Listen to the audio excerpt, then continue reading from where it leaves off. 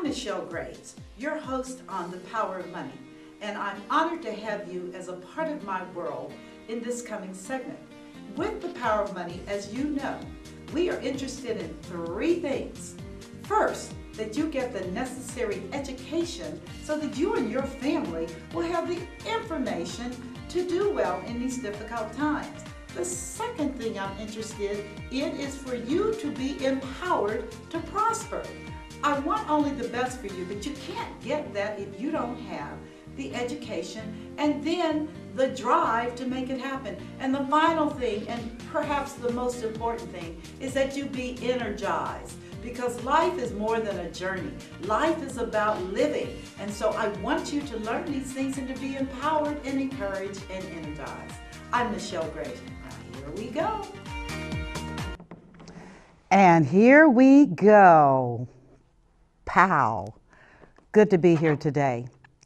And I'm your host, Michelle Graves, affectionately known for the last 30 plus years as the Money Lady. And why? Because I'm on it, okay? I've lived it, I've done it, blown up a couple of times, but there's some fundamental truths that I have on the inside. It's called wisdom that actually enable me to share with you openly without judging steps and strategies for you to handle your business better.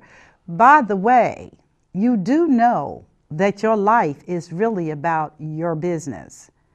And some people, whether they acknowledge it or not, are bankrupt because they don't have anything. So their businesses didn't make it. Some people have an average business and some people have an extraordinary business where they're handling their affairs, they're making decisions as a family unit.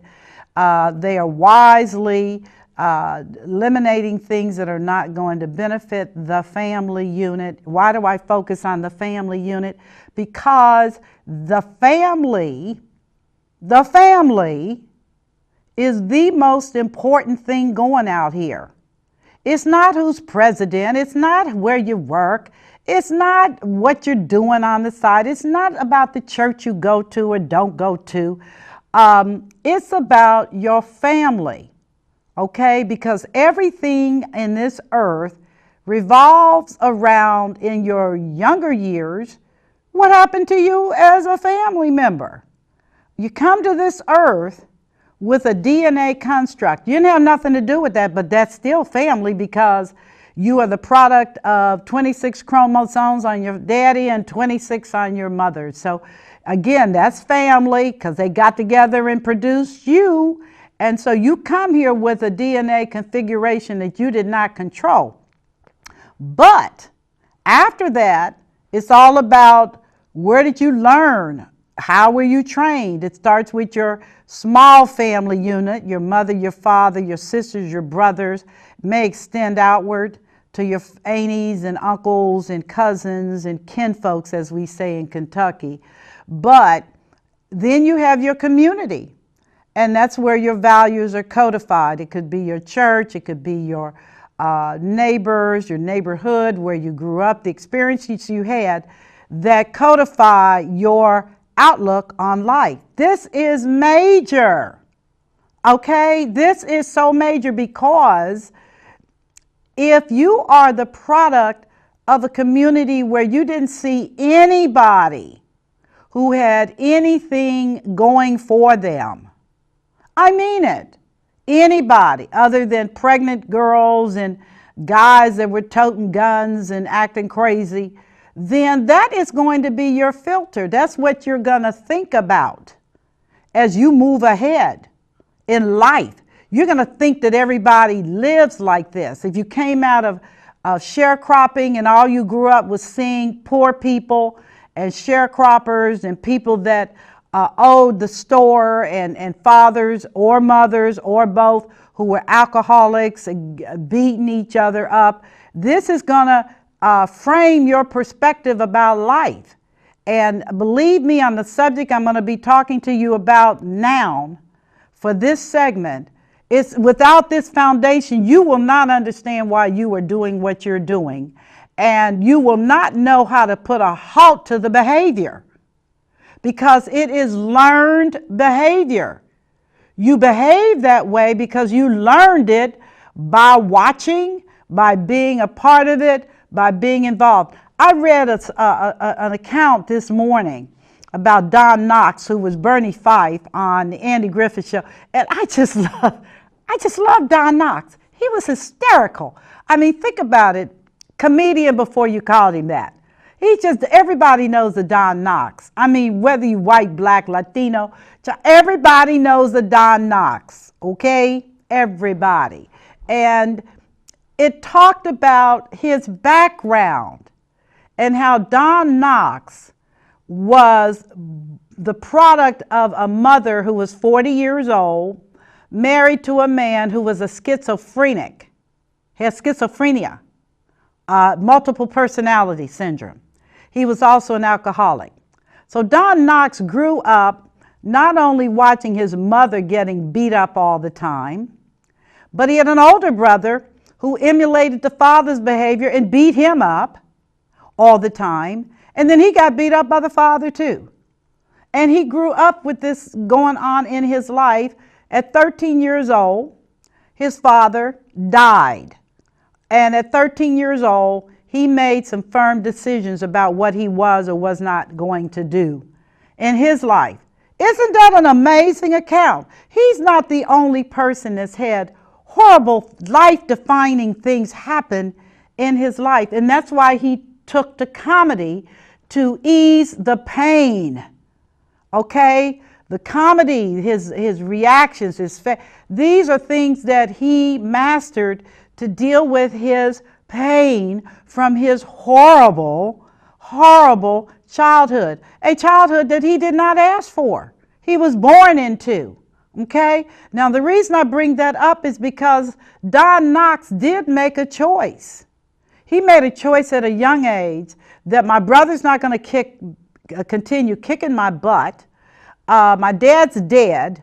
My mother is a mess. And I've got to carve out my own life. And you do know that his life was a tough life. It was, because he was a character comedian. And there weren't a whole lot of roles for a person like him to play. But he was able to master what he mastered through a very disciplined approach to being a character actor. And of course, Andy Griffith, that ran for many years, and then some other shows. But my point in bringing this illustration is that everybody's life starts from something, okay? You come into this world, again, with 2 sets of chromosomes. And that's why I say to young girls all the time, you better be careful about who you're messing around with, because that child is going to carry characteristics of his father or his mother, and you can't get around that. So there's no point in you being mad at the child. You can be mad at yourself because you did it, but I'm trying to give you a little bit of wisdom and insight so you will be careful as to what you bring into the world, because it is real. This thing works efficiently. So we are born into these things, in these situations, which help to form a mindset that we have. And it's not arbitrary. It is simply not arbitrary at all. As you go through life and as you interface with so many different people, and the world is 3 billion humans that are all configured uniquely, differently, with different life stories and different life experiences. And this is what internet has done. It has leveled the playing field. We get to watch everybody do all kinds of stuff. And at least you now know that you're not the only person crazy, because there are crazy people all over the world. This is ubiquitous, okay? It's everywhere. So why am I saying all this? Because the subject matter for this show today, given this mindset, that you know what you were born in, you know your background and behavior, so many of you that should have done better based upon your income, based upon college degrees, all the above, you should have done better. But as you grow older, you're looking more and more and more like your mother, like your father, like your family tribe, because you were influenced and shaped by that community and by that family. And that is why I put so much focus and emphasis on the family. I'm always looking at families when people sit down and want to talk to me about their situation. I have to look at families. I have to ask questions. They don't know why I'm asking those questions, but I'm trying to get a sense of what did you learn that has branded your brain in a certain way, and that has been a adversary actually to you accomplishing and achieving your goals. Let me give you an illustration, and then I'm going to go to what I'm dealing with today. Very successful man, African American, very successful on paper, all credentials, all the above, very. No reason in life that he should not be wealthy. No reason, notwithstanding racism and all the other isms. The fact is that he has the credentialing and the degrees that say he should be way ahead of the bandwagon, particularly now that he is older and he can look back over the course of his life. And there are patterns and red flags that told me that his end is exactly the way it was in the beginning. At his age, he has almost zero.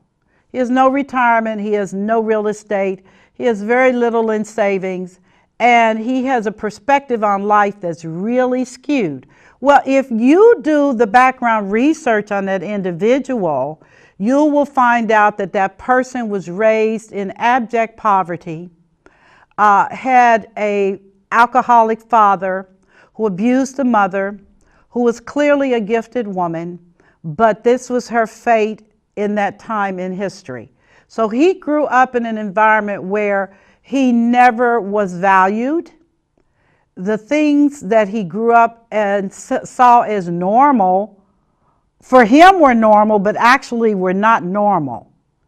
And he, despite all of his accomplishments, remained a person disconnected from other people.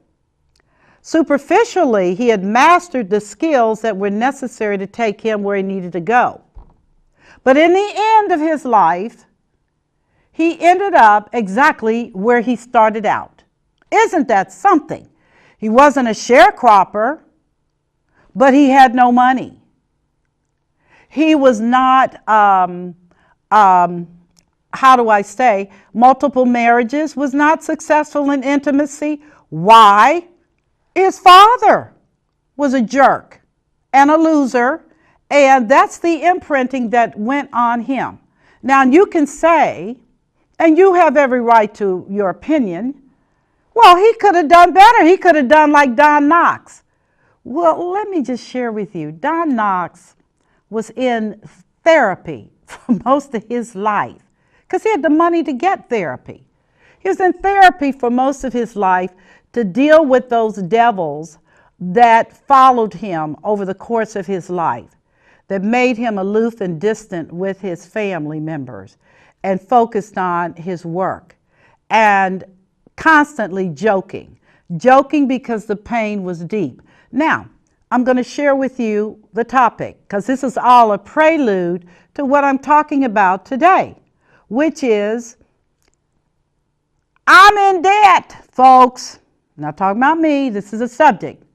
I'm in debt and I'm drowning and I don't know how. I don't know how I got this way. And the subject today is get out of debt now. Get out of debt now. N-O-W. I'm not giving you a choice on this. I'm giving you a directive. Get out of debt now. Now let me give you a backdrop here. I've given you a mindset backdrop so you could understand. If you came from a family where they never had any money, they were always scraping, folks were always doing stuff on the slide, meaning not legal, to keep things going. You came out of families where there was dysfunctionality, meaning mental illness, father alcoholic, mother alcoholic, depression, all those things that shaped and molded your perspective as a child, which is you grew up believing that this was how everybody else lived. You didn't think this was unique to you, where you never saw anybody save for anything, where you never saw a pattern of saving for anything, where you grew up seeing the tax refund immediately being spent on stuff, cookies as I call them, shoes, clothing, hair, maybe a car, a little dumpy car or something. When you grew up with that and your mindset is that everybody in your community lived like that, even if they didn't, that's your perspective as a child. So that became codified in your brain, which is the best I have to bring to this earth is very little. And all the braggadocio and all the, oh, look at me, is nothing. It fails in the face of my truth. What happened to me, what's beleaguering me, what's chasing me like a demon. These things are still very real to me. That's why I'm giving you a directive today. I'm not giving you a choice. I'm giving you a directive because the brain responds to directives. So the directive today is to get out of debt now. Now, N-O-W, now. You say like, whoa, wait a minute. What do you mean? I'm trying to tell you something, and I mean for you to do it. Because we live in a culture and a society where your indebtedness makes other people richer. You're having nothing and owing out the little that you bring in that was used to buy nothing has empowered people who don't care nothing about you or your family. Okay? I sat and watched television, which I rarely do. And for those of you that do, look, it's America, do whatever. But I have a little antenna box and I watch television on occasion. Most of my news and information actually comes by way of my iPhone, and I'm okay with that, or Netflix, I'm even better with that. And for those of you more sophisticated, Roku, I don't do that yet. I'm still on baby steps. But I watched advertising, and I watched so many advertisements about buying a car. Buying a car, leasing a car, and this is all by design because it's tax time. And people are rushing out to get their tax refunds, which is money you let the government use for an entire year, and then you file to get back what was yours to begin with. What's that about? Well, it's forced savings. What about putting it in a bank? Why would you give the government your money, particularly given how they're spending it? Oh my goodness gracious, what's going on here? But I watched for a solid, I'm going to say 4 hours. I sat down and I just started scripting all of the ads for cars. And some of them were budget friendly, meaning you could buy a car for $199 a month plus a down payment. Or some of them were more pricey, the Jaguars and the Beamers and whatnot. But the point is that when I looked at the terms for buying the car, and particularly a lease, what do you really think that car is going to be worth in 5 years? I mean, really? What do you really think you will have paid out in 5 years for that car that's not yours? And sadly, the only people a lease works for are people that own their own businesses, because that car can be written off as a business expense. But for the average American who's driving it around to sport and show, as I say, what is that accruing? And I know the ads are successful because any marketing person will tell you if you inundate people at least 7 times, they're going to do it.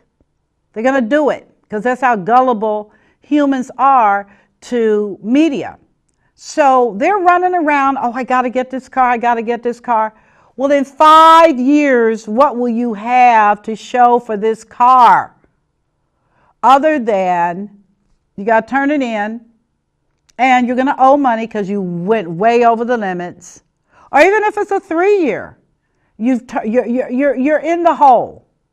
So why am I bashing cars today? Because it's about a psychology. It's about a mindset that we as a people in this country have been bamboozled. Is that the term today? Bamboozled into thinking that you have to have this car. And believe me, manufacturers have no problem with framing a marketing campaign to inundate you so that you will buy this car that you can't afford. Now, why do I say can't afford? Because you really can't. Because at the end of the day, what do you have to show for it? You have a car, 4 wheels, an ignition, a steering wheel, yeah, and boom. And I'm going to tell you something. The millennials, these are the young people, they're not buying it. They're doing Uber. Oh, what is Uber for those who are not Uber savvy? Uber is a modern day taxi cab that'll take you anywhere in 24 hours a day, nonstop. And you pay them via your credit card, which is automatically deducted when you get out the car. It's so sweet. And they have another company, Lyft. So there are 2 companies that are global companies that do this. So you say, why would I pay a taxi cab? And I'm going to tell you why. Because it's cheaper than a car. You don't drive that car 24 hours a day, but you have to pay insurance on that car. You have to pay maintenance on that car. You got to take care of the car or else it's going to break down. And you have to keep the car looking good on the exterior because radiation damage is real on cars. So many of our young people, particularly in larger cities, they don't even do cars. They do trains, buses, and Uber. And I must tell you, I was not an Uber fan until I did Uber when I went to visit my daughter in New York. I mean, nobody was driving cars. They was flipping around in these, they look like cars, they regular people driving cars making extra money. So you say to yourself, what's that about? I need a car. If I want to go someplace, I can just call a Uber. I can just get in my car and start and drive. But is it really worth it? Is it really worth it? And I'm just saying this, which is why my subject today is get out of debt now. That's a demand, that's a command. Interpret it any kind of way you want. But I'm going to put on that blacklist new cars. Now, I don't have a thing about older cars. I really don't. Why? Because they've depreciated out. You can pay for them cash from saving your money, and you're done with it. Can I afford a brand new car? Of course. Of course. But I drive a 2001 Honda, which is paid for, obviously, in excellent condition. No kidding, I can afford it. And I ditched my Lexus for this one. Why? Because, hello, I did not need the Lexus headache. You ever try to repair a foreign car and start adding that up? It made me want to become a foreign car mechanic. Okay? Now, again, the issue of car ownership works best for people who have their own businesses. The rest of us, you need not to be doing that, okay? You really don't. And frankly, I'm amazed at how successful the marketing ads are going and how many millions of people are buying cars. And of course, the car dealers are pushing them. They're doing credit that, for people that should not own a car, okay? Because a car is, again, a monthly payment. So let's talk about debt and why debt will shut you down and send you backwards. I'm not trying to appeal to your intellect, by the way. I'm trying to appeal to your pain.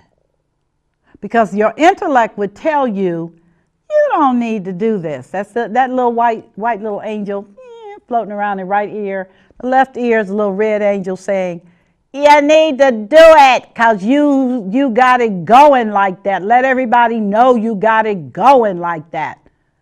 And I'm like, whatever you had going is going to be gone as your money moves from your pocket to somebody else. Called business. If you don't want to take care of your business, nobody's going to stop you except me today because I'm saying get out of debt now. Most people like, hey, do you? But they're not going to be there when you is gone. You can't make the payments. You've lost your job. They downsized you. You've tried to retire and you can't retire because you don't have enough money. But you're doing you. And again, not me to judge, but as the money lady, my commitment is to show you how you've been bamboozled so you can take the steps to say, I'm done. And for the record, it is hard because I was saying the other day, geez, I need a new car. And I had to smack myself and say, based on what? Based on what? You fly wherever you go. You rent a car when you get there. If you're in a big city, you Uber everywhere. And so what do you need a new money-sucking car for? Ego, because I'm all that. No, you're not. You're soon to be broke and impoverished because you didn't respect debt and what it looks like. The Bible admonishes us to not do debt, period. Why? Because it's a form of slavery. Why is it a form of slavery? At the point your check is already spent, you're in bondage. You're working a job to pay the debt. So I have some real strong feelings about that. How do I feel about buying a home? I'm going to say this because I owned a mortgage bank. I put thousands of people into homes throughout Ohio, Indiana, Kentucky for almost 20 years. I know what I'm talking about. And I drank the Kool-Aid. Yes, I did, which is, this is the American dream. Not true. It's the American dream for the bank, but it's not the American dream for you.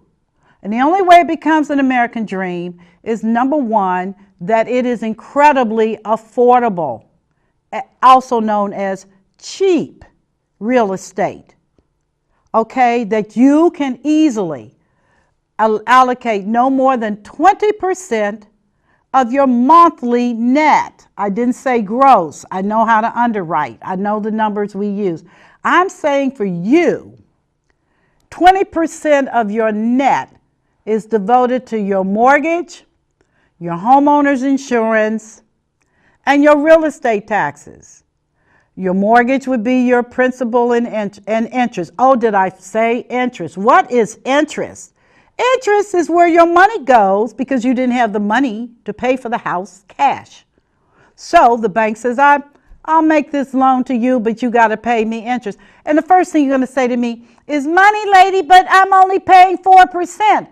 You better read your closing documents and see what that loan really cost you.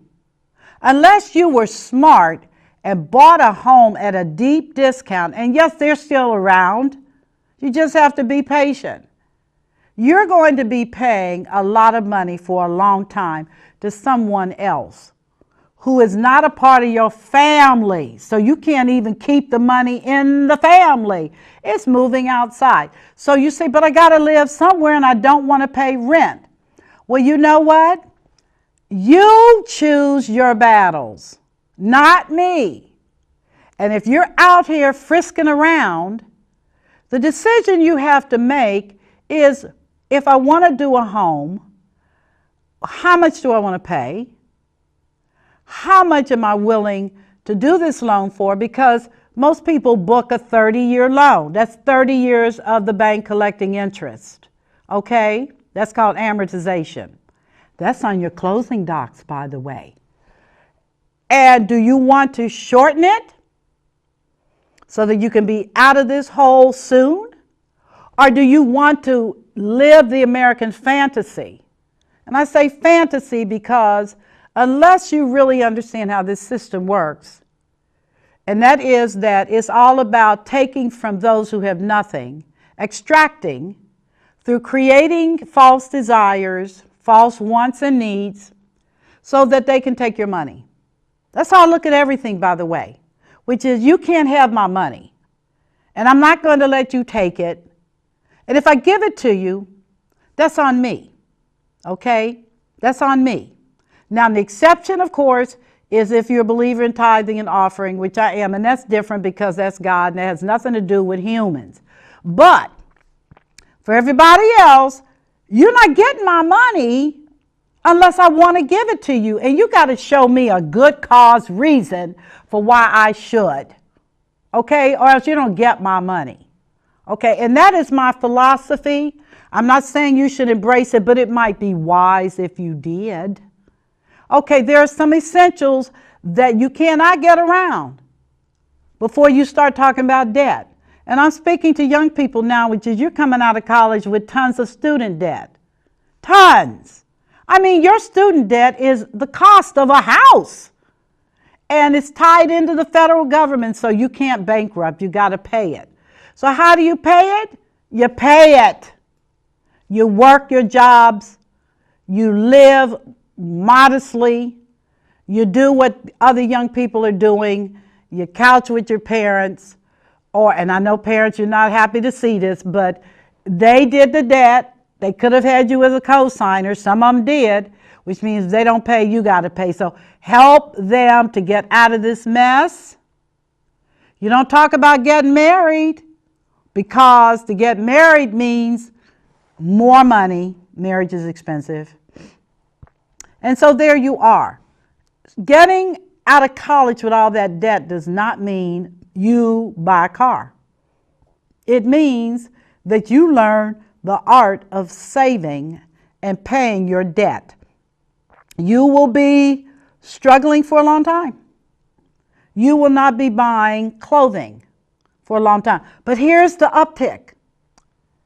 Clothing in America is so cheap. Thank you, China. Ni hao ma. It's so cheap. You already know. You can go to the Wish app. You can go to Chinese manufacturers and buy a dress for $5. I'm talking about knockoff city. Easy. Sometimes shipping is $1. The clothing thing is no big deal.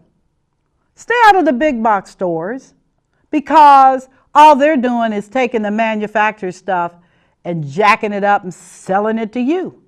Okay, but you're smarter than that, so you don't have to do that. You can live actually below your means, and I'm going to say this over and over and over again. I'm not the only person who's been talking about debt for 30 years. There are other people who are very well known and very well established who've built entire organizations on living a debt-free life. And their testimonies are awesome. You can Google and you'll see a lot more than I'm going to say today. But I'm saying to you, it starts with your mindset when you come out of college, which is nobody owes me anything, but I owe everybody everything, including your parents who were with you when you did this, for many of you. Now, when you go through those early years, which are foundational years, you begin to make choices. And some of those folks that come out the gate from college or whatever, the first thing they do is, I deserve this. Where did that come from? I'm so serious. Where did I deserve this come from? Who told you that? They lied. Yeah, they lied. You don't deserve anything, period, including the right to life. That's somebody else's gift to you. But you do have a responsibility. That's the difference between deserving and a responsibility. If you say to yourself, I eat out every night because I deserve it, I will say to you that you're very irresponsible, and that lifestyle is going to bring you to the end. Okay? First thing, you're buying food you can't afford because you're too lazy to cook it. That's called an undisciplined life. Okay?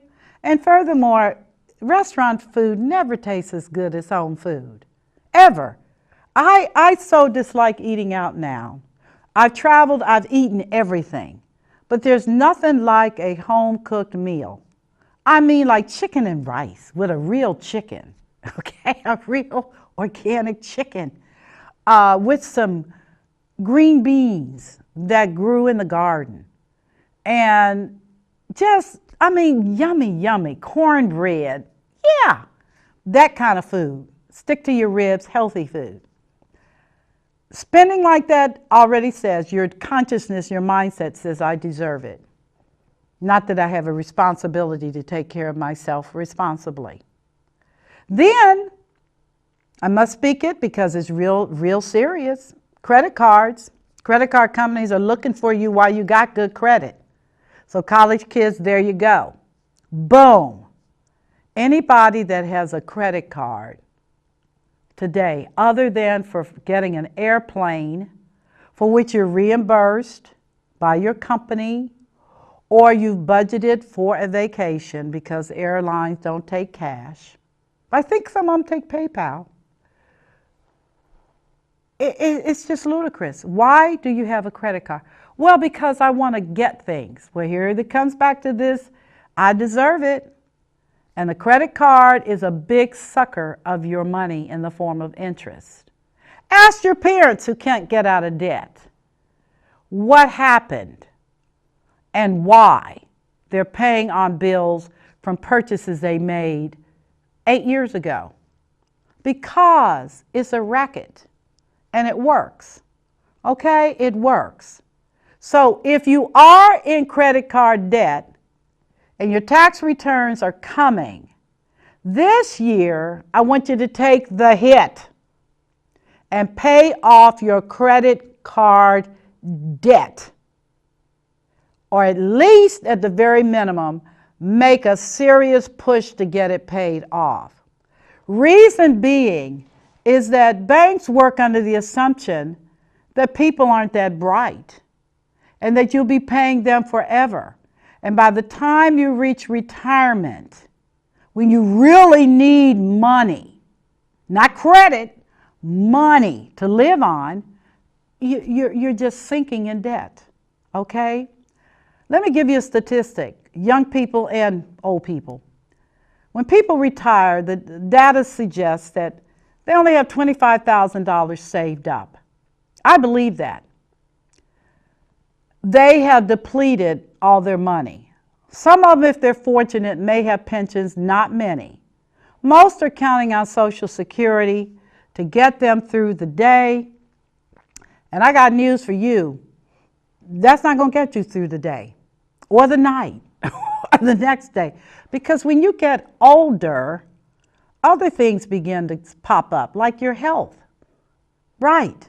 Because Medicare doesn't pay for all your health issues. It doesn't. There's a deductible. And then there's additional expenses. And then there's a cap. And so, God forbid, you get sick. Or you're chronic, meaning you don't get well.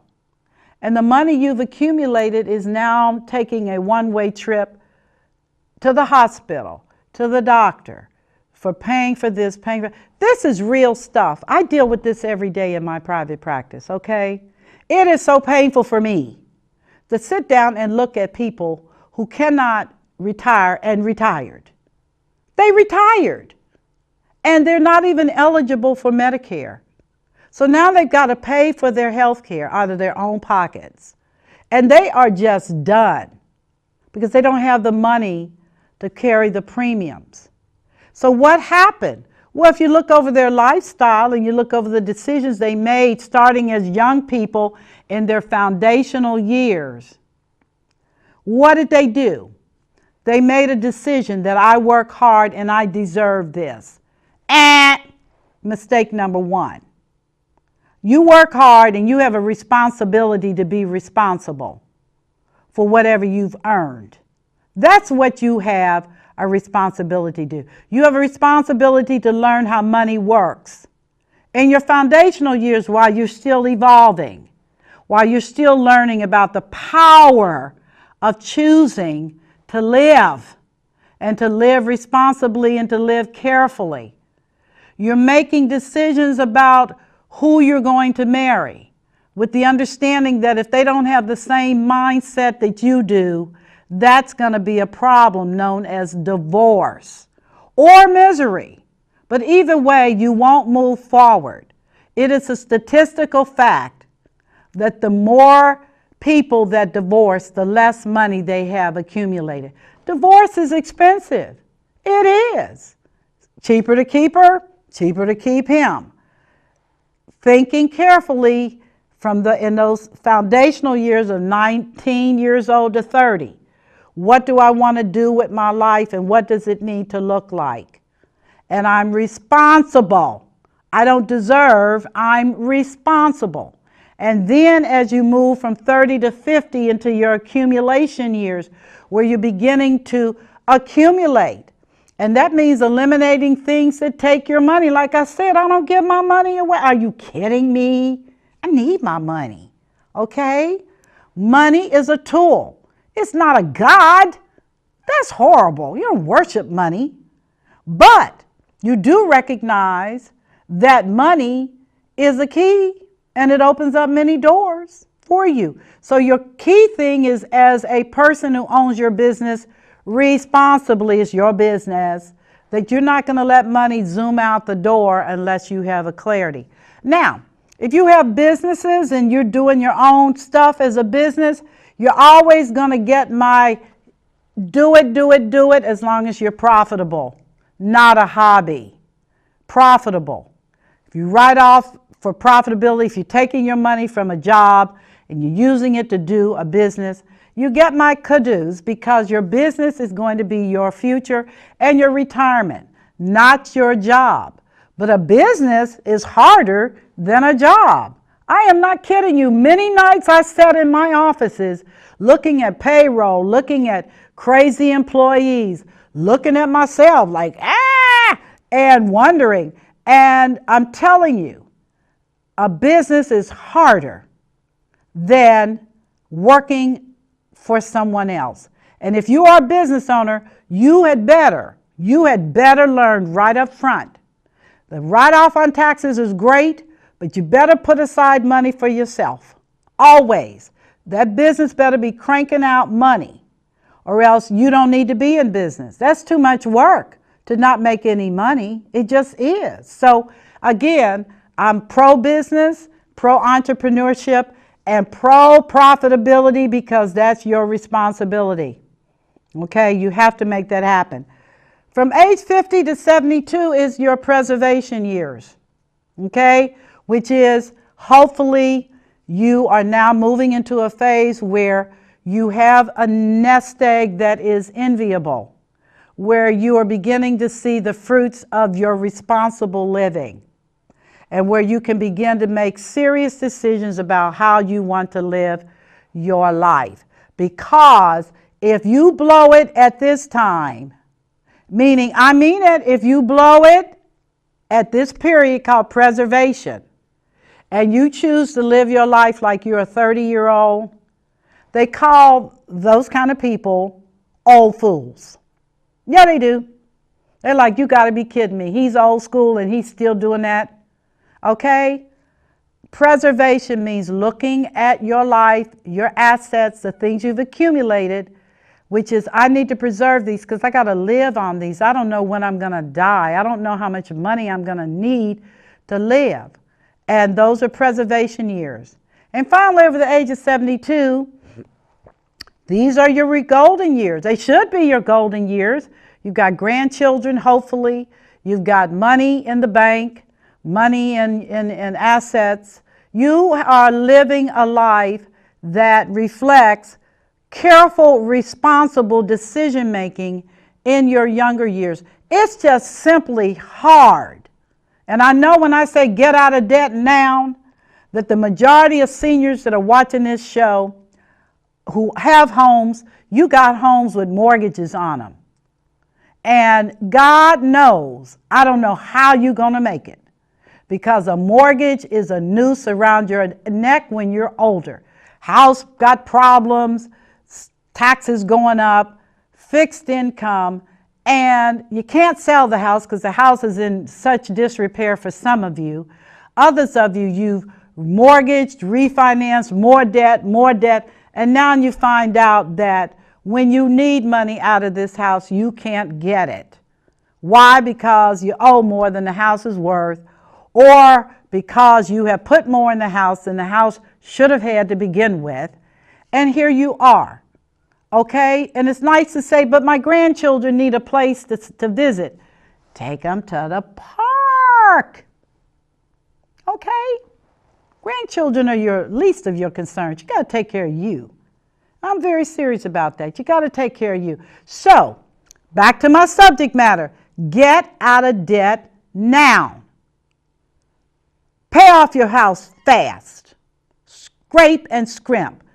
Shop diligently and carefully. Okay? Become a coupon fiend. Become a discount fan. Watch how you're spending your daily money on junk food and eating out. Your stomach should be the stock market. You'd be rich.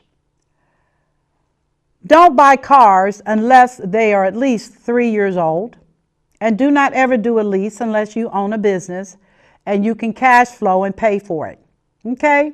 Credit cards, nah, except for 30-day payoff. You're traveling, you've budgeted. Unfortunately, hotels and airlines, they want that plastic. But you don't have to be a prisoner to that plastic.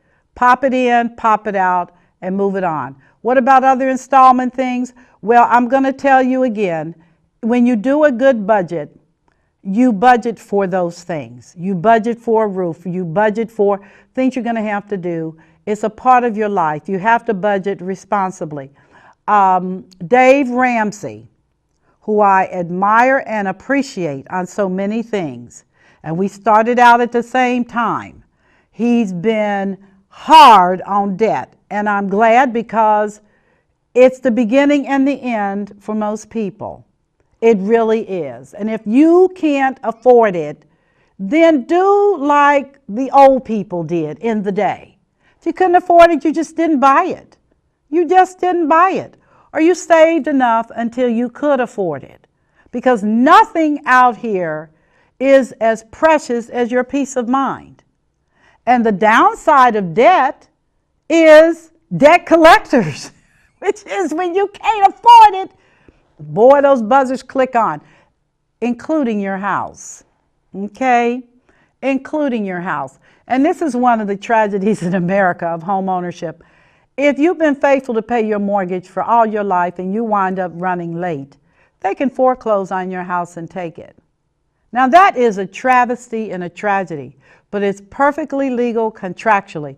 Read the paperwork you sign before you go to closing. I tell this to people all the time, particularly when I owned a mortgage bank. You better be reading those closing. Oh, we trust you. Excuse me? These loans are going to the federal government. And it's not about trust. It's about handling your business and paying an attorney if you need to review your documentation. Why do I say all of this again? Is because you don't deserve anything, but you have to be responsible for everything that has your name on it or you in it. It's kind of like the expression I use all the time, which is, my name is Bennett, and I'm not in it. So don't bring it to my table if I am not in it, on it, sign something. I'm not interested. So again, I don't want this presentation to be ill-conceived as, oh, Miss Graves and a bandwagon. This is not a bandwagon. At some point, you're going to get old. And many of you already are. And you don't have the money on the reserves to do anything. You don't have life insurance. You don't have adequate health insurance. And in the end, America's going to give you a big fat kiss and say, next. That's the harsh truth.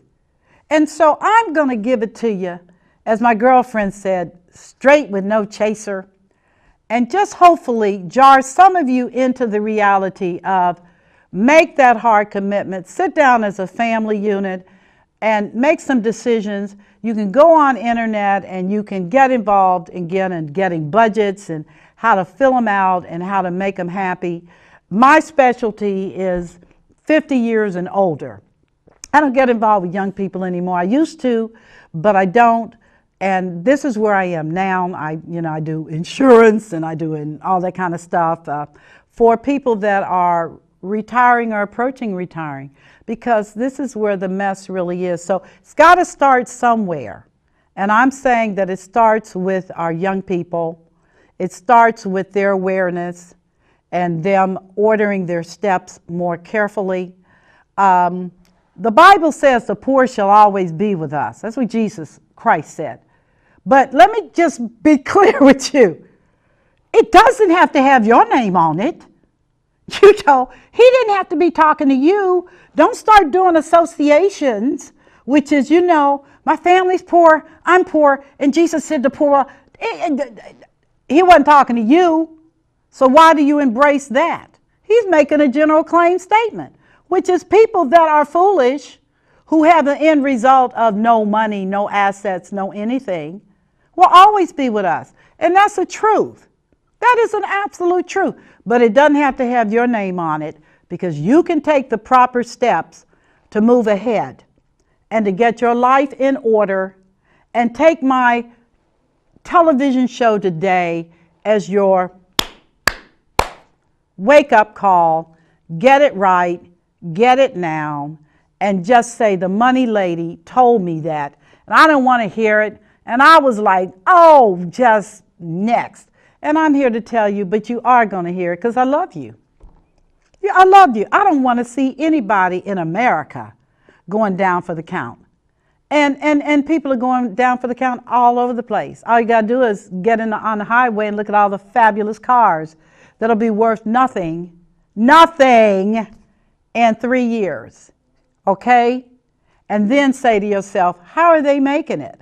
And my answer is, that's not the question you should be asking. It's not how are they making it. The question is, how am I making it? And how's my family making it? And are my children balanced? Are they growing up in an environment where they see balance and responsibility, when they understand that rewards come to those who prepare for them, that nothing is accidental, that positivity means nothing if you're operating in a negative culture, in a negative climate. It just doesn't. It works when you're around people that are moving positively and forward, not negatively and backwards. You better know the difference, okay? Because there is an end game on this whole thing, which is why I'm here today. I reach out to you. If any of you are over 50 and would like to do better, I challenge you to give me a phone call, 513-237-3914. 513-237-3914. And yes, I do answer my phone, not my secretary. I answer my phone.